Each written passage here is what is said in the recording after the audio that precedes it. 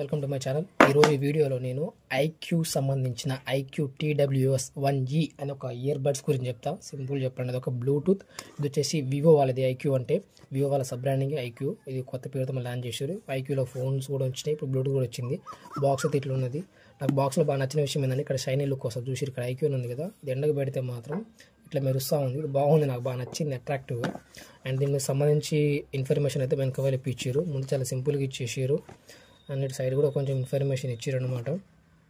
దీనికి సంబంధించిన barcode information box మీద అయితే ఇచ్చేసి ఉన్నారు. ఆల్రెడీ అన్బాక్సింగ్ వీడియో అయితే చేసి షార్ట్ ఫీడ్లో పెట్టేసిన. దీనిలో యూజర్ మాన్యువల్ ఇచ్చారు. యూజర్ మాన్యువల్ అయితే ఒకటే లాంగ్వేజ్లో ఇచ్చారు. దీనికి సంబంధించిన ఇన్ఫర్మేషన్ మొత్తం ఇంగ్లీష్లోనే ఇచ్చారు. అంటే చిన్న చిన్న సెట్టింగ్స్ ఎట్లా చేసుకోవాలని ఇచ్చారు. బాక్స్ లోపల ఇట్లా ఉంది. ఇది ఇందులో వచ్చేసి ఈ ఇయర్ బడ్స్ అంటే మామూలుగా ఇస్తూనే ఉంటారు, పెద్ద ప్రాబ్లం కాదు. లోపల ఇంకేం లేదనమాట. వారంటీ కార్డు కూడా యూజర్ మాన్యువల్లోనే ఇచ్చారు. దీని బ్యాక్ సైడ్లో వచ్చేసి చూస్తే లాస్ట్ పేజ్లో అంటే చదువుకుంటూ పోయినాక ఎండ్ పేజ్లో ఇచ్చారు అనమాట. రిపేర్కి వెళ్ళినప్పుడు దీన్ని తీసుకొని పోవాలి సర్వీస్ సెంటర్కి. దీని కేసు వచ్చేసి ఇలా ఉన్నది. ఇది దీని కేసు. దీనిలో ఒకటే కలర్ ఆప్షన్ ఇచ్చారు, బ్లాక్. దీని మీద మాత్రం ఐక్యూ అని చెప్పేసి ఎల్లో కలర్లో నేమ్ ప్లేట్ ఇచ్చారు. లోపల ఎల్లో కలర్లో వచ్చింది. బాక్స్ లోపల అయితే మ్యాగ్నెటిక్ ఫీల్డ్ చాలా బాగుంది. బ్లూటూత్ అయితే తొందర కింద పడట్లేదు. అండ్ దీనికి సంబంధించి ఇన్ఫర్మేషన్ అయితే ఇక్కడ ఇచ్చారు కొంచెం ఐక్యూ సంబంధించింది. అండ్ ఇది ఓపెన్ చేస్తే మాత్రం బడ్స్ తీస్తే బాక్స్ లోపల అయితే ఇట్లా ఉన్నది. దీని ఛార్జింగ్ పాయింట్ కింద ఇచ్చారు. ఇక్కడ లెఫ్ట్ అండ్ రైట్ అని చెప్పేసి దీని రాసి ఉన్నది. దీని మీద క్లియర్ మనం చూడవచ్చు. ఇది లెఫ్ట్ సైడ్ అని చెప్పేసి అండ్ ఇది రైట్ సైడ్ అని చెప్పేసి ఉన్నది. ఇది హైలైట్ ఇచ్చింది ఏంటంటే 30 decibels వరకు ANC యాక్టివ్ నాయిస్ క్యాన్సిలేషన్ ఇచ్చారు. సో ఇది బాగానే పనిచేస్తుంది. యాక్టివ్ నాయిస్ క్యాన్సిలేషన్ అయితే బాగుంది. అండ్ దీన్ని ఒకవేళ బైకర్స్ ఏమైనా వాడాలనుకుంటే మాత్రం బైక్ స్పీడ్ 10 కంటే మించితే మాత్రం వాయిస్ క్వాలిటీ పోతూ ఉంది. అండ్ IP54 ఇచ్చారు. డస్ట్ అండ్ వాటర్ రెసిస్టెన్సీ అంటే దుబ్బ, చిన్న నార్మల్ దుబ్బ కానీ చిన్న చిన్న తుప్పుర్లు అంటే మన మంచు లాంటిది పడితే నార్మల్ పర్లేదు, హెవీ పడితే మాత్రం ఖరాబ్ అవుతూ ఉంటుంది. ఎందుకంటే ఇక్కడ పైన కూడా మనకి స్పీకర్స్ ఇచ్చారు కదా, సౌండ్ బయటకు కూడా వస్తూ ఉంటుంది కాబట్టి ఖరాబ్ అవుతూ ఉంటుంది. ఇక్కడ స్పీకర్స్ కూడా ఉంది కాబట్టి ఒకవేళ డస్ట్ కానీ వాటర్ కానీ హెవీగా పడితే మాత్రం ఖరాబ్ అవుతుంది, లోపలికి వెళ్ళిపోయే ఛాయిస్ ఉంది. అండ్ దీని వచ్చేసి 10 నిమిషాలు ఛార్జ్ చేస్తే 3 గంటల వరకు మ్యూజిక్ ప్లే టైం అని చెప్పేసి ఉన్నారు. కాకపోతే 10 నిమిషాలు కాదు, మినిమం 15 నుంచి 20 నిమిషాలు ఛార్జ్ చేయాల్సి వస్తుంది. ఛార్జింగ్ పెడితే తర్వాత 3 గంటలు అయితే రాదు. బడ్స్ అయితే వచ్చి గంటన్నర అట్లా వస్తూ ఉంటుంది మ్యూజిక్ బడ్స్ అయితే. అంతకుమించి రాసి మొత్తం వచ్చేసి 42 గంటల వరకు ఛార్జింగ్ ఇస్తుందని చెప్పేసి అన్నారు. 42 గంటలు అయితే లేదు, 35 గంటల వరకు అయితే వస్తుంది. సో ఛార్జింగ్ విషయంలో అయితే చాలా డిఫరెన్స్ ఉంది వీళ్ళు చెప్పిన దానికి ఇక్కడ ఉండేదానికి రియాలిటీగా. కనెక్షన్ ప్రాబ్లం అయితే బాగున్నది. ఇప్పుడు సపోజ్ మనం ఫోన్ మాట్లాడుతున్నాం అనుకోండి, యావరేజ్గా 8 నుంచి 10 నిమిషాలు కాల్ నాన్ స్టాప్ మాట్లాడితే ఈ గ్యాప్లో ఆటోమేటిక్గా ఫోన్ నుంచి డిస్కనెక్షన్ అయిపోతూ ఉంది. అట్లా వినేటప్పుడు కూడా సేమ్ ఇష్యూ ఉన్నది. మళ్ళీ కనెక్ట్ చేయాలంటే మాత్రం మళ్ళీ బ్లూటూత్ని కేసులో వేసి చేయడము, లేకుంటే మళ్ళీ ఫోన్లో సెట్టింగ్స్లో మన బ్లూటూత్ ఆప్షన్ ఆన్ చేసి మళ్ళీ సెట్టింగ్స్ మొత్తం ఓపెన్ చేసి మళ్ళీ కనెక్ట్ చేసుకోవాల్సి వస్తుంది. సో ఇది ఒక ఇష్యూ ఉంది. మనం బ్లూటూత్ అన్ని వాళ్ళు ఇచ్చినా కానీ ఫస్ట్ మన కనెక్షన్ అయితే ఉండాలి. కనెక్షన్ ఉంటే దాన్ని వాడి మనం దాని నుంచి మనం ఏమైనా థ్రిల్ ఫీల్ కాగలము. ఫస్ట్ వాడాలి కాబట్టి వాడడానికి. సో కనెక్షన్ ప్రాబ్లం చాలా పెద్దగా ఉంది. అండ్ కొన్నిసార్లు అయితే అసలు ఆటోమేటిక్గా అసలు అది కనెక్ట్ కూడా అవ్వట్లేదు. మళ్ళీ కనెక్ట్ అవ్వాలంటే మళ్ళీ చాలా చికాకు పడాల్సి వస్తుంది. మన కేసు మొత్తాన్ని ఛార్జింగ్ పెట్టేసి ఇంకా ఈ బ్లూటూత్ బడ్స్ లోపల పెట్టేసి మళ్ళీ 10 నిమిషాలు ఛార్జ్ చేసి మళ్ళీ తీయాల్సి వస్తుంది. ఫుల్ ఛార్జింగ్ ఉన్నా సరే. సో కనెక్షన్ అయితే పెద్ద ప్రాబ్లం ఉంది. ఇది నేనైతే ఈ బ్రాండ్కి కించపరిచేదానికో హైలైట్ చేసేదానికో చెప్పట్లేదు, జస్ట్ నా ఎక్స్పీరియన్స్ చెప్తున్నా. అండ్ ఇంకొకటి, ఈ బడ్స్ లోపల మైక్ ఉంటుంది కదా, ఈ మైక్ వచ్చేసి లోపల ఊగుతూ ఉన్నాయి అనమాట. ఏదో మనకు తాడు పెట్టి ఒక రాయిని బాటిల్ వేసి ఊపితే ఎట్లా ఉంటుందో ఆ టైప్ ఆఫ్ సౌండ్ అయితే వస్తూ ఉంది రెండింటిలో. ఒక దాంట్లో వస్తుంది మ్యానుఫ్యాక్చర్ డిఫెక్ట్ అనుకోవచ్చు, కానీ రెండింటిలో సేమ్ ఫీలింగ్ అయితే ఉంది. అండ్ వాయిస్ కూడా, ఇందులో వచ్చే సౌండ్ క్వాలిటీ కూడా బాగానే ఉంది. ప్రైస్ వచ్చేసి 1899 పడ్డది, అంటే 1900 పడ్డది అనమాట.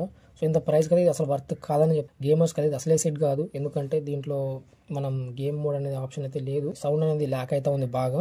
పైగా మనం గేమ్ ఆడేటప్పుడు కూడా మధ్యలోనే ఇది ఆటోమేటిక్ డిస్కనెక్ట్ అయిపోతుంది ఫోన్ నుంచి. అలా సౌండ్ అసలే రాకపోయినా ఇది అడ్జస్ట్ అయ్యి ఆడదాము అనుకున్నా సరే ఆటోమేటిక్ డిస్కనెక్ట్ అవ్వడం వల్ల ఎవరికైనా సరే ఫ్రస్ట్రేషన్ వస్తూ ఉంటుంది. అలా మన గేమ్లో మంచి ఇంట్రెస్టింగ్ ఆడేటప్పుడు ఫోన్ నుంచి డిస్కనెక్ట్ అయిపోతే ఎవరికైనా కోపం వస్తుంది. సో అలాంటి ఇష్యూ అయితే పెద్దగా ఉంది. దీని టచ్ ప్యానల్ అయితే ఇక్కడికని చెప్పేసి అన్నారు, కానీ కొన్నిసార్లు ఇక్కడ టచ్ చేసినా ఆటోమేటిక్గా డిస్కనెక్ట్ అయిపోతుంది.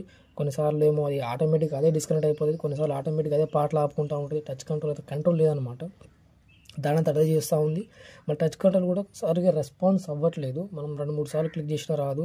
ఛార్జింగ్ ఇండికేటర్ అయితే ఇక్కడ ఇచ్చారు. దీని ఇండక్షన్ అనేది మనం బడ్స్ తీసుకున్నంత ఆప్షన్ అంతవరకు కాదు. జస్ట్ ఇట్లా మనం కేస్ ఓపెన్ చేస్తాం కదా, కేస్ ఓపెన్ చేసినప్పటి నుంచే కనెక్టింగ్ అనేది స్టార్ట్ అవుతూ ఉంటుంది. దీనిలో డ్యూయల్ డివైస్ కనెక్షన్ అన్నారు, కానీ అసలు ఉన్న ఫోన్కి గతి లేనప్పుడు మన డ్యూయల్ డివైస్ కనెక్షన్ చేసుకోవడం అనేది వేస్ట్ ఆఫ్ టైం అని నా ఒపీనియన్.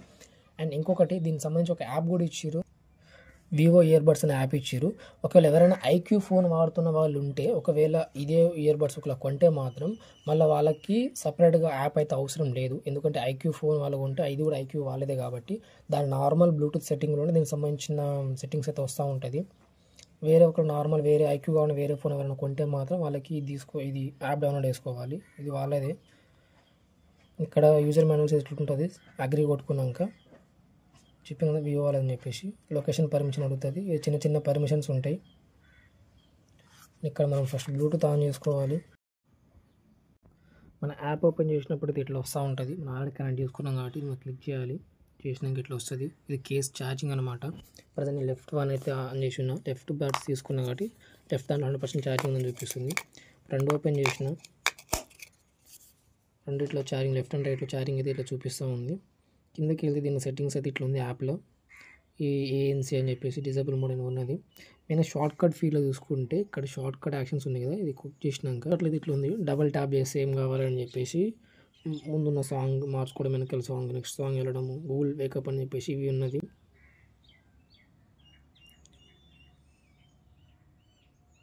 అంటే లెఫ్ట్ వన్కి ఏం క్లిక్ చేసి ఏం రావాలి, రైట్ సైడ్కి ఏం క్లిక్ చేసి ఏం రావాలి మొత్తం అందులో ఉండదన్నమాట క్లియర్గా.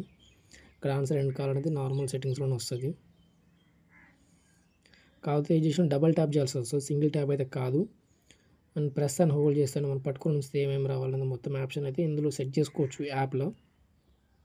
ఒకవేళ ఐక్యూ ఫోన్ వాళ్ళకి అవసరం లేదు, డైరెక్ట్ వాళ్ళ ఐక్యూ నార్మల్ సెట్టింగ్స్లోనే వచ్చేస్తుంది. ఇప్పుడు ఒకసారి నార్మల్ ఐక్యూ ఫోన్లో సెట్టింగ్స్ చూపిస్తాం. ఇది ఐక్యూ ఫోన్ నార్మల్ సెట్టింగ్స్లో అనమాట, యాప్లో కాకుండా.